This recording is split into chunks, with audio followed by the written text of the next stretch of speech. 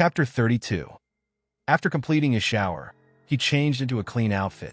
The feeling of fresh clothes against his skin brought a sense of renewal and rejuvenation, ready to take on whatever the day may bring.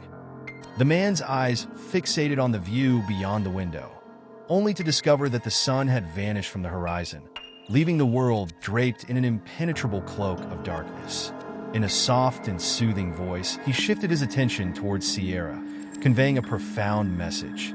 Now is the perfect time to seize the opportunity and obtain whatever it is that you need.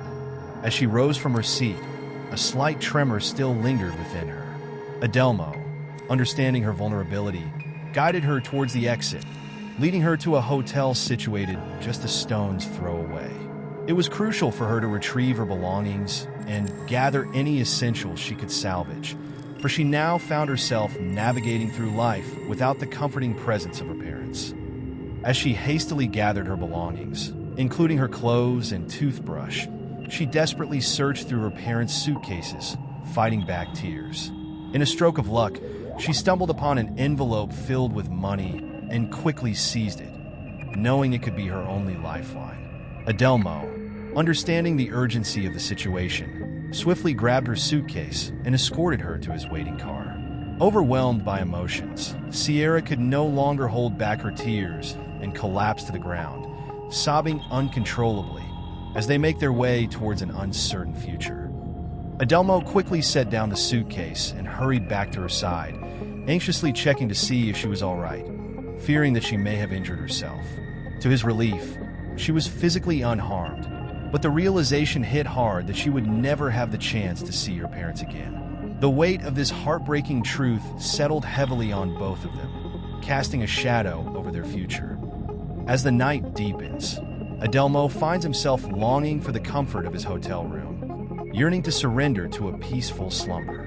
Exhaustion engulfs him, a result of his relentless battle against hordes of relentless zombies throughout the day.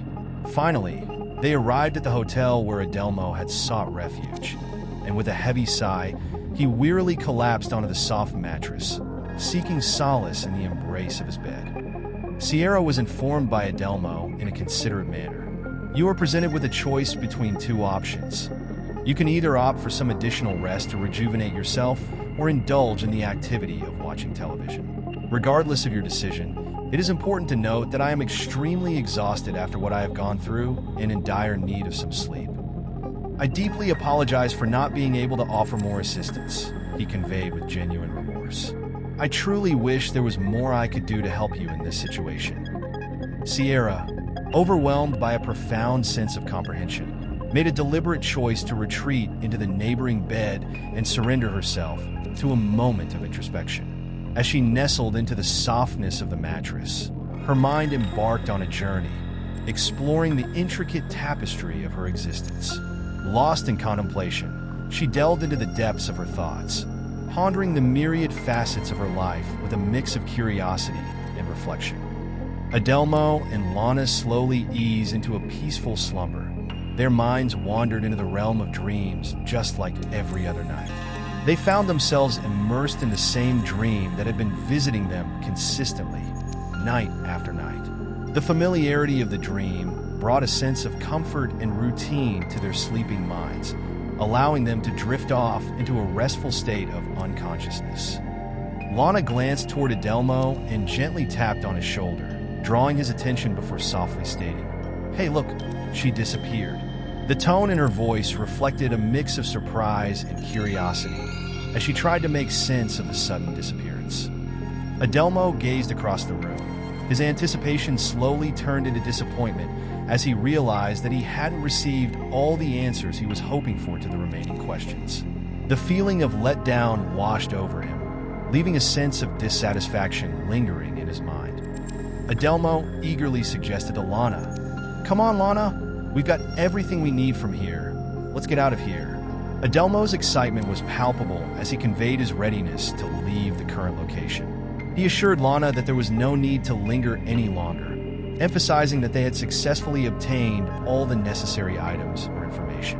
Adelmo's words reflect his eagerness to move forward and embark on the next phase of their journey or task at hand. Out of nowhere, Adelmo caught a sight of a figure in the distance who bare a striking resemblance to his grandfather. The sight triggered a sense of deja vu within him, prompting him to question why this particular individual seemed so oddly familiar to him. Adelmo was taken aback as Lana brought up the eerie similarity between the current situation and the one he had previously described involving his grandfather. The atmosphere grows tense as they both realize that history might be repeating itself.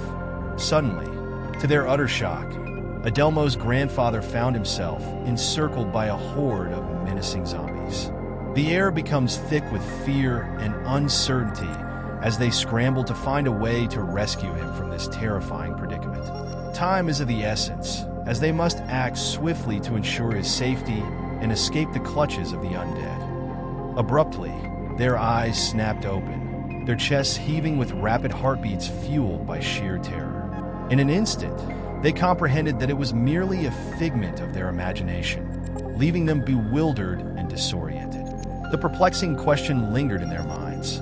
Why did we experience a dream that seemed to mirror a vision he had encountered just a few days prior? The confusion intensified, adding an extra layer of urgency to their quest for answers.